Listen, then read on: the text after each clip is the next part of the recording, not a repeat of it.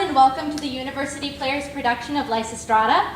I'm Hannah Apfelbaum. I'm the director of the show and the president of the University Players. I'm so glad to see you all here. I'm just going to ask that you all please silence and turn off your cell phones, and that we have no flash photography during the performance. So enjoy. Thank you.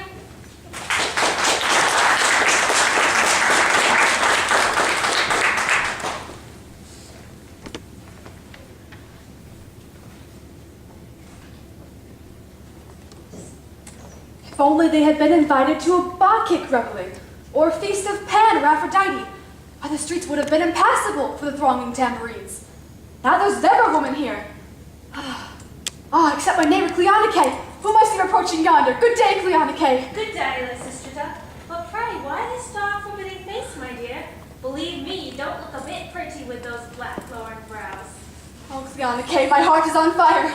I blush for our sex. Men will have it we are tricky and sly. And they are quite right, upon my word. Yet look you, when women are summoned to meet here for a matter of the greatest importance, they lie in bed instead of coming. Oh, they will come, my dear. But it's not easy, you know, for women to leave house. One is busy pottering about her husband, another is getting the servant up, a third is putting her child to sleep or washing the brat or feeding it. But I tell you, the business that calls them here is far and away more urgent.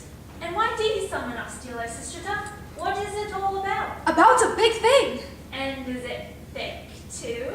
Yes, very thick. And we're not all on the spot, imagine. Oh, if it were what you suppose, there would never be an absentee. No, it concerns a thing I have turned about this way and that so many sleepless nights. It must be something mighty fine and subtle for you to have turned it about so. So fine, it means just this. Greece, saved by the women. By the women? Why, its salvation hangs on a poor thread then. Our country's fortunes depend on us. It is with us to undo utterly the Peloponnesians. That would be a noble deed, truly. And if the Boeotian and Peloponnesian women join us, Greece is saved. But how should women perform so wise and glorious an achievement? We women who dwell in the retirement of the household, clad in diaphanous garments of yellow silk and long flowing gowns, decked out with flowers and shod with dainty little slippers. Ah, but those are the very chief anchors of our salvation. How so, pray? Those yellow tunics, those scents and slippers, those cosmetics and transparent robes. How will they save us? There will not be a man that will wield a lance against another. Quick, I will get me a yellow tunic from the dyers. Or want a shield. I'll run and put on a flowing gown. Or draw a sword. I'll hasten buy a pair of slippers this instant. Now tell me, would not the women have done best to come? Why, they should have flown here. Ah, my dear, you'll see that like true Athenians, they will do everything too late. Why, there's not one arrival, not one from Salamis. I know for certain they embarked at daybreak. But look, here's an arrival. Aha! Now what countrywoman may she be? Ah, she's from Anamura. Oh yes, upon my word, a female of Anamura. Am I late, Lysistrata? Tell me, pray. What? Not a word? I cannot say much for you, Marina. You have not bestirred yourself over much an affair of such urgency. I could not find my girdle in the dark. However, if the matter is so pressing, here I am.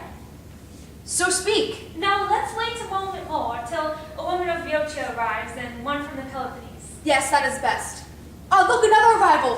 Oh, it's my dear friend Lampito from Lacedaemon. Good day, Lampito. What a rosy complexion you have. And how strong she seems. Why, she could strangle a bull, surely. Yes, indeed, I really think I could. It's because I do gymnastics and practice the bottom kicking there. Oh, and what superb breasts. My, you're feeling me as if I were a beast for sacrifice.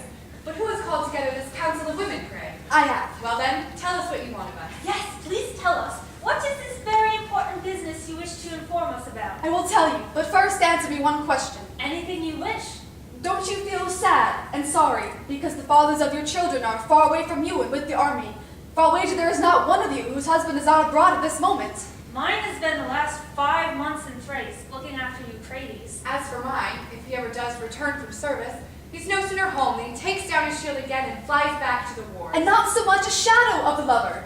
Since the day the Malaysians betrayed us, I have not once seen an 8-inch gadget even to be a leather consolation to us poor widows.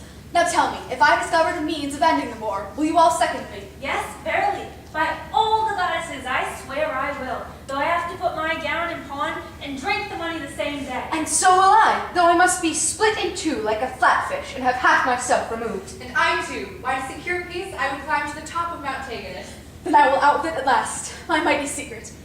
Oh, sister women, if we would compel our husbands to make peace, we must refrain. Refrain from what? Tell us, tell us! But will you do it? We will, though we should die of it. We must refrain from the male altogether. Nay, where are you going? Why do you turn your backs to me?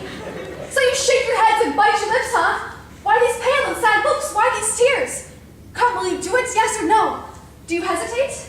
I will not do it. Let the war go on. Nor will I. Let the war go on. And you say this now, my pretty flatfish, who declared just now they might split you in two. Anything but that. Bid us go through the fire, if you will, but to rob us of the sweetest thing in all the world, Lysistrata, darling. And you? I agree with the others. I would sooner go through the fire. Oh, wanton, vicious sex! The poets have done well to make tragedies upon us. We are good for nothing then, but love and lewdness. But you, my dear friend from hardy Sparta, if you join me, all may yet be well. Help me, second me, I beg you. 'Tis a hard thing by all the goddesses it is for a woman to sleep alone without ever a strong male in her bed. But there, peace must come first. Oh, my dearest, bestest friend, you're the only one deserving of the name woman. But if, which the gods forbid, we do refrain from what you say, should we get peace any sooner? Of course we should. We need only to sit indoors with painted cheeks and meet our mates lightly clad, wearing long gowns of armagos silk, and be perfectly depilated. They will get their tools up and be wild to lie with us, and that will be the time to refuse. They will hasten to make peace, I am sure of that. Yes, just as Menelaus when he saw Helen's naked bosom threw away his sword, they say. But, oh dear, suppose our husbands go away and leave us. Then as Phoocrates says, flay a skin dog, but that's all. Fiddlesticks, these proverbs are all idle talk. But if they drag us by main force into the bedchamber, Then hold on to the doorposts. but if they beat us, Then yield to the wishes, but with a bad grace. There is no pleasure in it for them when they do it by force. Besides, there are 1,000 ways of tormenting them. They'll soon tire of the game and they'll live. very well. If you must have it so, we agree. For ourselves, no doubt we should persuade our husbands to conclude a fair and honest peace. But there's the Athenian populace. How are we to cure these folk of their warlike frenzy? Have no fear. We undertake to have our own people listen to reason. That's impossible, so long as they have their trusty ships and vast treasures stored in the Temple of Athene. We have seen to that. This very day, the Acropolis will be in our hands. That is the task assigned to the older women while we are here in council. They are going, under pretense of offering sacrifice, to seize the citadel. Well said indeed. Everything is going for the best. Come, Lampito, let us bind ourselves by an inviolable oath. Recite the terms. We will swear to them. Lysistrata, say, what oath are we to swear? Come, let's set a great black bowl on the ground and sacrifice a skin of Tajan wine unto it, and let us take oath not to add a single drop of water. Come, let them bring me a black bowl. Ah, my dears, what a noble big bowl. How fun it will be to empty it. Set the bowl on the ground, and lay your hands on the victim. Dear almighty goddess persuasion, and thou bowl, boon comrade of joy and merriment, be propitious to our poor women in our enterprise. Oh, the fine red blood, how well it flows. Come, my dears, let me swear first, if you please. No, by Aphrodite, unless it is decided by lot. And you, Lampito, and the rest, do you, Cleonice, repeat the terms I am going to recite. I will have naught to do with lover or husband. I will have naught to do with lover or husband. Albeit he come to me with an erection. Albeit you come to me with an erection. Lysistrata, I cannot bear it. I will live at home unbold, I will live at home unbold, beautifully dressed in my saffron-colored gown. beautifully dressed and wearing a saffron-colored gown. To the end I may inspire my husband with the most ardent longings. To the end I may inspire my husband with the most ardent longings. Never will I give myself voluntarily, Never will I give myself voluntarily. and if he has me by force, And if he has me by force, I will be as cold as ice and never stir limb. I will be as cold as ice and never stir limb. And if I keep my oath, may I be suffered to drink of this wine. And if I keep my oath, may I be suffered to drink of this wine. But if I break it, let my bowl be filled with water. But if I break it, let my bowl be filled with water. Do you all take this oath? We do. Then I'll now consume the remnant. Enough, my dear. Now let us all drink in turn to cement our friendship. You brazen hussy! Listen, what do those cries mean? It's what I was telling you. The women have just occupied the Acropolis. So now, Lampito, you return to hardy Sparta to organize the plot, while the rest of your comrades here remain as hostages. And let us push the bolts well home back into the citadel. But don't you think the men will march up against us? I laugh at them. Neither threats nor flames shall force our doors. Yes. They shall open only on the conditions I have named. Yes, by Aphrodite. Otherwise, we should be called cowardly and wretched women.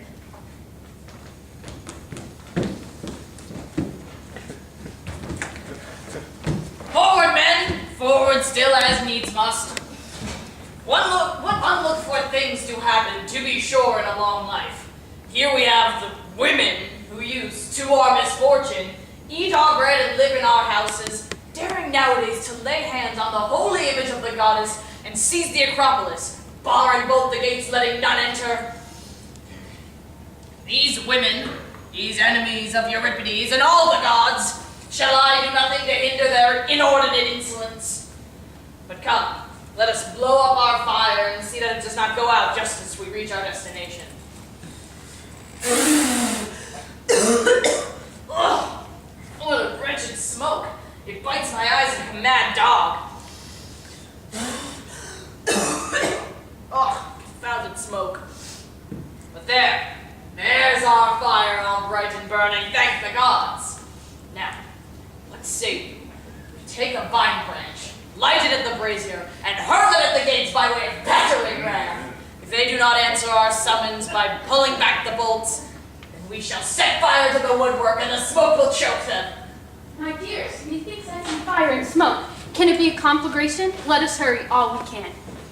What is this I see, ye wretched old men? Honest and pious folk, ye cannot be who act so vilely. Aha! Here's something new. A swarm of women stand posted outside to defend the gates. Far to thus would you? We see mighty hosts, yet you cannot see the 10,000th part of our sex. Oh, Phaedrus, what say you we stop their cackle? Suppose one of us were to break a stick across their back, say, let someone knock 2 or 3 teeth out for them, as they did to Bupalis. They wouldn't talk so loud then. Come on then, I wait with unflinching foot, for no other bitch will grab your balls. And if I battered you to pieces with my fists, what would you do? I'll tear out your lungs and entrails with my teeth. What a clever poet is Euripides. How well it is he says that woman is the most shameless of all animals.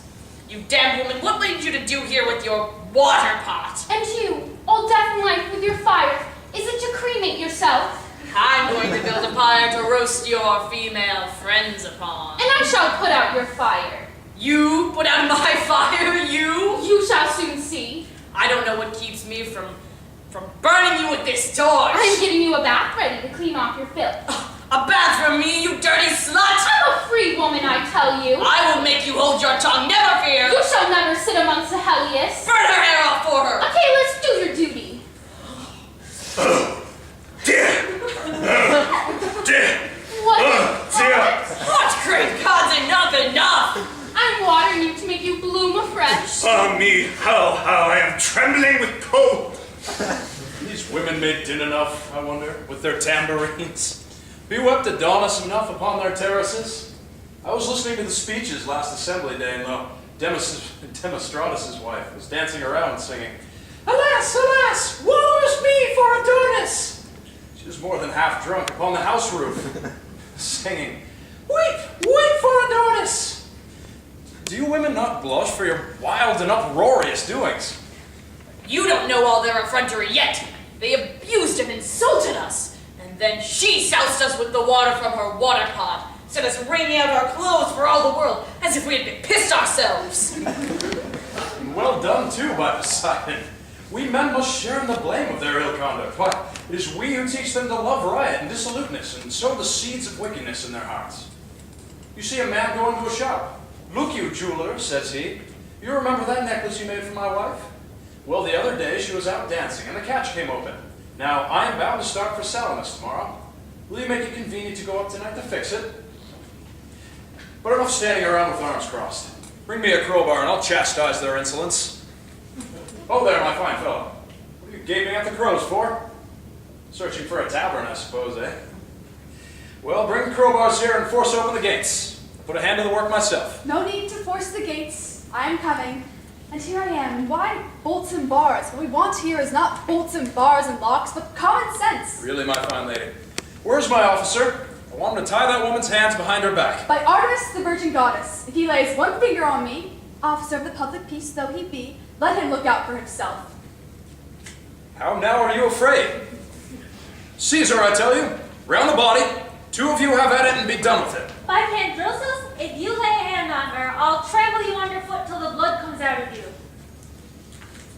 Or is there another officer? One to bind that minx first, the one who speaks so prettily. By Phoebe, if you touch her with one finger, you better call quick for a surgeon.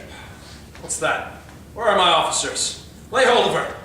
I'm going to stop your foolishness. By the tongue of Artemis, if you go near her, I'll pull out your hair. Scream as you like. Little man that I am, my own officers desert me. What ho, are we to let ourselves be bested by a mob of women? Ho, Scythians mine, those ranks and forward, bind them. Forward, my gallant companions, come a torrent of invective and insults. Aha, so you thought you had only to do with a set of slave women? You do not know the ardor that fills the bosoms of freeborn dames? Ardor, yes, by Apollo, ardor enough, especially for the wine cup. Sir, what good are words? They're of no avail with wild beasts of this sort. Do not know how they have just washed us down, and with no very fragrant soap. What would you have? You should never lay rash hands on us. If you are to start afresh, I'll knock your eyes out. My delight is to stay at home as coy as a young maiden, not hurting anyone or moving any more than a milestone. But beware the wasps if you go stirring up the wasp's nest. Oh, great gods, how get the better of these ferocious creatures? 'Tis beyond all bearing. But come, let us find out the reason for their dreadful scourge. With what end in view have they seized the citadel of Cranus, the inaccessible shrine that is upon the rock of the Acropolis? I would ask you first why you have barred our gates. To seize the treasury. No more money, no more war. Then money is the cause of the war? And all of our troubles. We'll never get another drachma here. Then what do you propose to do then? You asked me that, why we propose to administer the treasury ourselves. Do? Yes, what is there not to surprise you? Do we not administer the budget of household expenses? That is not the same thing. How so not the same thing? It is the treasury that supplies the expenses of the war. That is our first principle, no war. What, and the safety of the city? We will provide for that. You? Yes, we. We are going to save you, whether you like it or not. The impudence of the You creatures. seem annoyed, but it has to be done nevertheless. It's the very height of iniquity. We are going to save you, my good man. But if I don't want to be saved, Why, all the more reason. what a notion to concern yourselves with the questions of peace and war.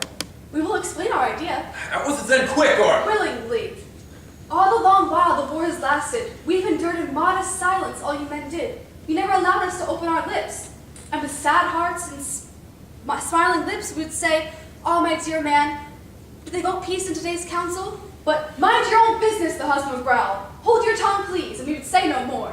I would not have held my tongue, though. Not I. Been reduced to silence by blows, then. Well, for my part, I would say no more. But presently I would have known you to arrive at some fresh decision more fatally foolish than ever. "Oh, my dear man," I would say, "what madness next?" But he would just look at me askance and say, "Just weave your web, please. War is men's business." Bravo. Well said indeed. How now, wretched man? Not to let us contend against your follies is bad enough. But presently we have made up our minds to make common cause to save Greece. The insolence of the Be creature. still! May I die 1,000 deaths ere I obey one who wears a veil. That's all that troubles you. Here, take my veil. Wrap it round your head and hold your tongue. Then take this basket, put on a girdle, carve wool, munch beans. The war shall be women's business. Oh, my good gallant Lysistrata and all my friends, be ever like a bundle of nettles. Never let your anger slacken. The winds of fortune blow our way. And if we stir so amorous a feeling among the men that they stand as firm as sticks, we shall indeed deserve the name of peacemakers among the Greeks. How will that be, pray? Well, firstly, we shall see you no more running like mad fellows into the street, lance and fist. How would you propose to restore peace and order to all the many countries of Greece? Why, it's the easiest thing in the world. Come, tell me how. I am curious to know. When we are winding thread, we pass the spool across and through the skein, now this way and now that way, and even so with the wars. We shall send embassies hither and thither and everywhere to disentangle matters. It is with your spools and your yarn and your skeins that you think to appease so many bitter enmities. You silly women. If only you had common sense, you would always do in politics as we do with our yarn. Is it not a sin and a shame to see these women carding and winding the state? These women who have neither art nor part in the burdens of the war? Wretched man, it is a far heavier burden on us than it is on you. Firstly, we bear the sons to go off to fight far away from Athens. The Enough said. Do not recall sad and sorry memories. And secondly, instead of making the best of our youth and beauty, we are left to languish far from our husbands, who are all with the army. But no more of ourselves. What concerns me is to see our girls growing old in lonely grief. But don't the men grow old too? That is not the same thing. When a man returns from the war, even though he has white hair, he very soon finds a young wife. But a woman only has one summer, and if she does not make hay while the sun shines, no one will have anything to say to her afterwards. But the old man who can still get an erection. But you, why don't you get done with it and die? You're rich, go buy yourself a buyer, and I will lead you a honey cake for service. Here, take this garland. And this one too. And these fillet. What an insult to treat me so scurvily. I'll show myself to my fellow magistrates, just as I am. What, are you blaming us for not having exposed you according to custom? Nay, console yourself, and we will not fail to offer you up a third-day sacrifice, first thing in the morning.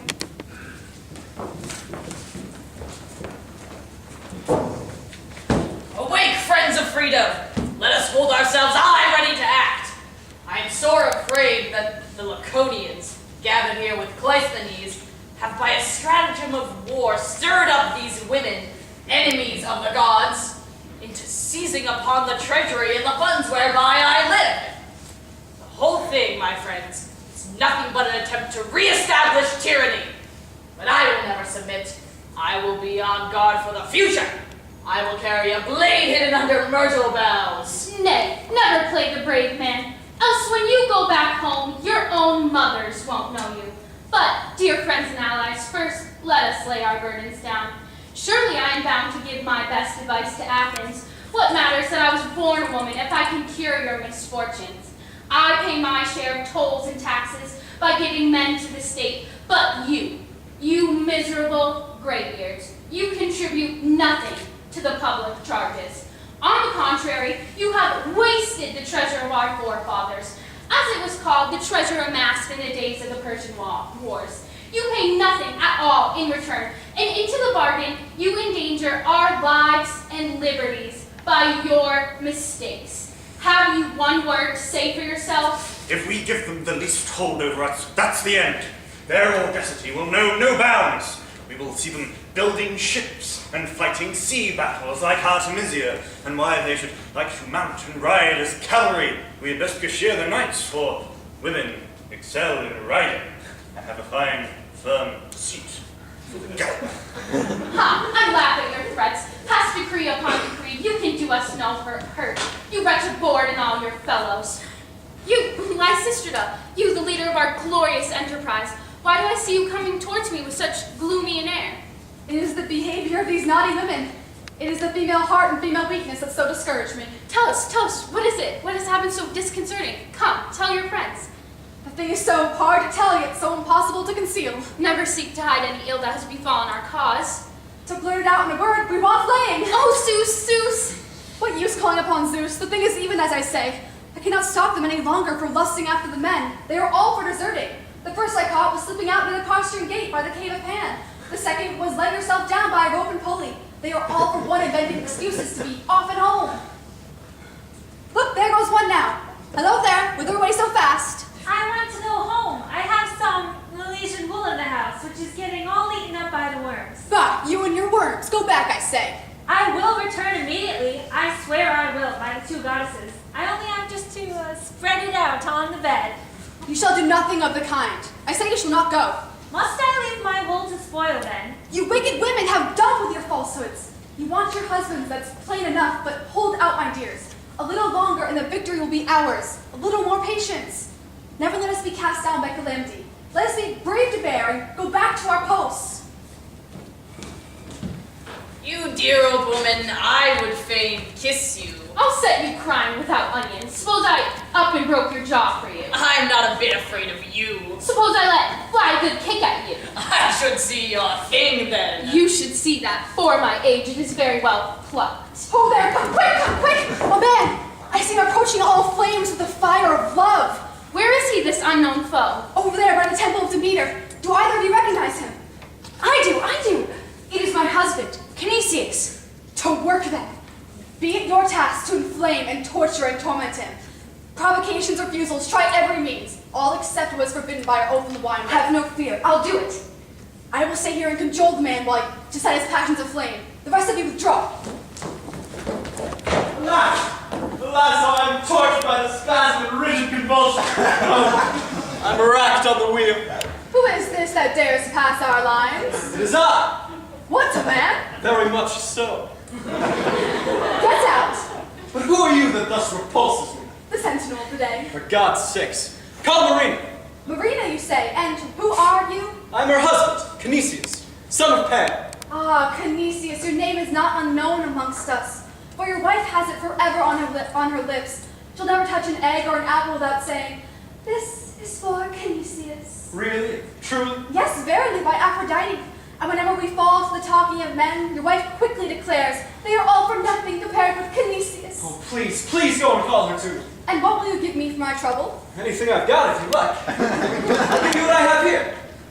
Very well, I'll tell her to come. Quick, oh, be quick. Life has no more charms for me since she left my house. I'm sad when I go indoors. It all seems so empty. My victuals have lost their savor. And all because of this erection that I can't get rid of. I love him. Oh, I love him. But he won't let himself be loved. No, I shall not come. Marina? My little darling Marina? What are you saying? Come down to me, quick. No, indeed, not I. Marina, I call you. Won't you please come? Why should you call me? You do not want me. Not want you? Why, here I stand, stiff with desire. Goodbye. Marina, in our child's name, hear me. At any rate, hear the child. Little lad, call your mother. Mama! There, listen. Don't you pity the poor child? It's been 6 days now. You've never washed or never fed the child. Poor darling. Your father takes mighty little care of you. Come down, dearest. Come down for the child's sake. What a thing it is to be a mother. Well, we must come down, I suppose. My, how much younger and prettier she looks. And how she looks at me so lovingly. Her cruelty and scorn only redouble my passion. You are as sweet as your father is provoking. Let me kiss you, my treasure, mother's darling. Oh, what a bad thing it is to let yourself be led away by other women. Why give me such pain and suffering and yourself into the bargain? Hands off, sir! Everything is going to rack and ruin in the house. I don't care. But what of your web? It's being all but pecked to pieces by the cocks and hens. Don't you care for that? Precious little. An Aphrodite, whose mysteries you've not celebrated for so long. Won't you please come back home? No, lest not till a sound treaty puts an end to the war. Well, if you wish it so much, why, we'll make it your treaty. Well and good. When that is done, I will come home. Till then I am bound by an oath. At any rate, lie with me at least for a little while. No. But just the same, I can't say I don't love you. You love me? Then why refuse to lie with me, my little girl, my sweet Marina? You must be joking! What? Before the child? Manus! Carry the lad home. There, you see? The child is gone. There's nothing to hinder us. Won't you lie down now? But miserable man, where? Right here. Nothing could be better. But how should I purify myself before going back into the citadel? Oh, nothing easier. You can wash in the clepsydra. But of my oath, do you want me to perjure myself? I'll take all responsibility. Don't you worry. Well, I'll be off then and find a bed for us. Oh, surely there's no need for that. We can lie on the ground. No. Even though you are bad, I do not like your lying on the bare earth. Ah, how the dear girl loves me.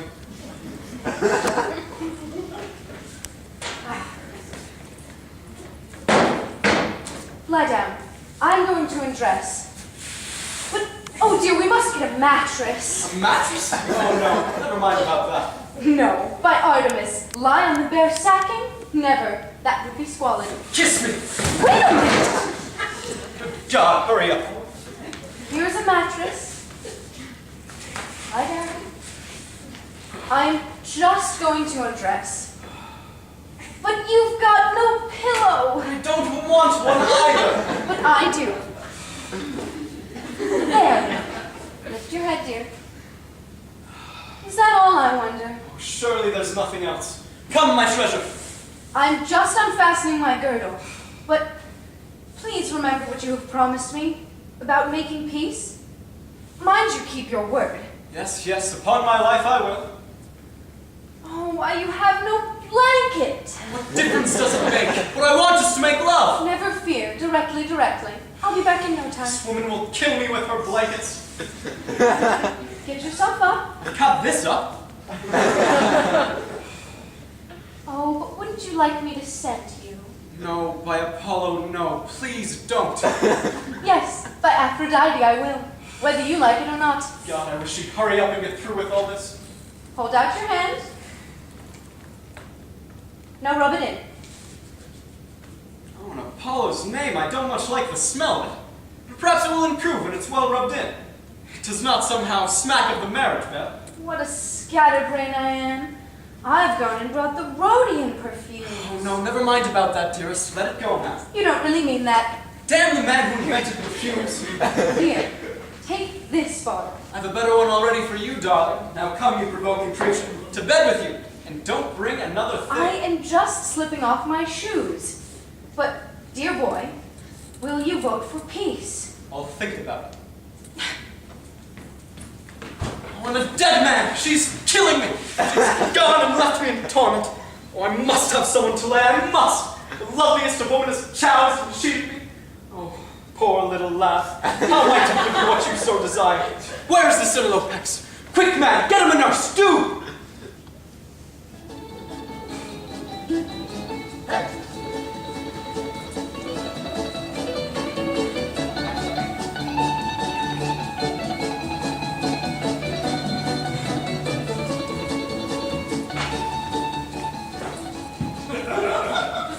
Poor miserable wretch balked in your amorousness. What tortures are yours? Fills me with pity. Here he stands, stiff and rigid. There's never a wench to help him. Dear gods in heaven, what pains I suffer. It's her doing that abandoned hussy. I'll rather say that sweetest, dearest darling. That dearest darling, no, that hussy, say I. Zeus, thou god of the skies, canst thou let loose a hurricane to pick them all up in the air, whirl them around, and impale them down, crash, on point of this man's tool? Say, where shall I find the Senate and the Prytanes? I'm the bearer of dispatches. Say, what are you, a man or a Priapus?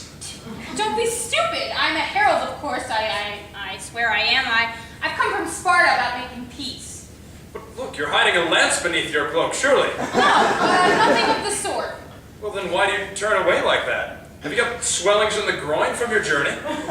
By the twin brethren, the man's an old maniac. You've got an erection, you little fellow. I tell you no, but enough of this foolery. Oh, okay, well then what is it you have there then? Lacedaemonian tool. The tool, is it? Well, speak frankly, I know all about these matters. How are things going at Sparta now? Everything's turned upside down at Sparta. All the allies have erections. We simply must have Helene. What is the reason of it all? Is it the god Pan's doing? No, it is the work of Lamito and all the women who are acting at her instigation. They've kicked the men out from between their thighs. But what are you doing about it? We are at our wits' end. We walk bent double as if carrying lanterns in a wind. The Jades have sworn we shall not so much as touch them until we have all agreed to conclude peace. I see now. It's a general conspiracy embracing all of Greece. Go back to Sparta and bid them send envoys plenipotentiary. I'll urge our senators to do the same, and why? To convince them. I will show them my own tool. What could be better? I fly at your command. No wild beast is there, no flame of fire more fierce and uncompromising than women. The leopard is left savage and shameless. And yet you dare to make war upon me, wretch, when you could have me as your most faithful friend and ally. Never shall my hatred cease towards women. Now, just one kiss? A kiss? I should say not. Just one, whether you like it or not. Oh, confounded women, how they do cajole us. Come, let us no longer regard one another as enemies. We desire, Athenians, to speak ill of no man, but on the contrary, to say much good of everyone, and to do the like. We have had enough of misfortunes and calamities. I am inviting to supper a few Christian friends who are excellently well qualified. Here's the envoy from Sparta. Why, you think he wore a pigsty between his thighs? Hail to you, first of all, Laconians.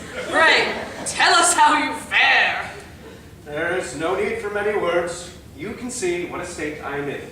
The situation grows more and more strained by the moment. The intensity of the thing is simply frightful. It's beyond belief. But to work. Summon your commissioners and let us patch up the best peace we may. Our men, like athletes in the arena, they do not endure a rag over their bellies. It's a malady that only exercise can remedy. Has anyone seen Lysistrata? Surely she had some compassion on our condition. Well, this man has the very same complaint. Tell me, do you feel a strong nervous tension in the morning? Greetings to you, fellow Laconian sufferer. What is it that brings you here? I have come to treat for peace. Well said. We are of the same mind. Better call Lysistrata then. She's the only one who will be able to bring us to terms. Yes, yes. And Lysistratus into the bargain. Needless to call her. She has heard your voices, and here she comes. Hail, boldest and bravest of womankind. The time has come to show yourself in turn. Uncompromising and conciliatory, exacting and yielding, haughty and condescending. Lo, the foremost men in Helios have been seduced by your, fascinations, and entreat you with the process of ending our quarrels. It will be an easy task, if only they refrain from mutual indulgence and masculine love. But look you, no roughness or violence. Bring them to me with smiles, as women should. Bring up the Athenians too. Bring them either way. Now hearken all. I am but a woman, but I have good common sense. At Olympia and a score of other places, you gather around the same ceremonies and celebrate things common to all Hellenese. Yet you go and cut each other's throats and sack Hellenic cities, while all the while the barbarian yonder is threatening you. That is my first point. God, this erection is killing me. Now a word to the Laconians. Have you forgotten how Pericletus, your own countryman, sat as suppliant for our altars? How pale he was of his purple robes. Why, he had come to crave an army of us. And when Messina was pressing you sore and the sea god was shaking the earth, Simon marched to your aid. He saved Lacedaemon. And yet now you go and ravage the soil of your benefactors. They do wrong. Very wrong, Lysistrata. We do wrong. Very, very wrong. Great gods, what a lovely bottom she bears. And now a word to the Athenians. Have you forgotten of the days when you wore the tunic of slaves? How the Laconians came, spear in hand, and slew a host of your enemies? It was they and they only that fought on your side on that eventful day. They delivered us from despotism. And they changed our nation so we could rise up from the tunic of a slave to the cloak of a long free man. I have never seen a woman of more gracious dignity. I've never seen a woman with a finer body. Bound by such ties of mutual kindness, how can you bear to be at war? Stop. Stay. Reconcile. Never fight. We are quite ready, if they will give us back our rampart. What rampart, my dear men? Pylos, for which we have asked for and craved for ever so long. The sea god's name, you shall never have it. Agree, my friends, agree. But then what city will we be able to stir up trouble in? Ask for another place in return. Come to terms. Never make a difficulty of 2 legs more or less. All right, well, I'm ready to strip down and get to work right now. And I also, to don't need to startle. And you shall, once peace is signed. Now go and consult your allies about the matter. What allies, I should like to know? We're all erected. We're all mad to be mating. There's nobody here who's not wanting instead to be at home with their wives. How could our allies fail to second our project? And ours also, for certain sure. Well said indeed. But the women have made a feast for us in the Acropolis. So go and purify yourselves, and you shall join us for dinner, where we will all feast and take oaths and pledges, and then each man shall go home with his wife. Well, hurry along then, quick as may be. Yes, sir. I am your man. Quick's the word, say I. Everything I have, I offer them to you with all my heart. Take them for your children, for your girls, if they are chosen senaphori. I invite you, everyone, to enter, come in, and choose whatever you will. All right, well, go your way then. Bless me, they're sitting. Should have to singe him with a torch to make him stir. Impudence. I won't stand for this. Well, if we have to take the trouble, I guess. And I'll share it with you.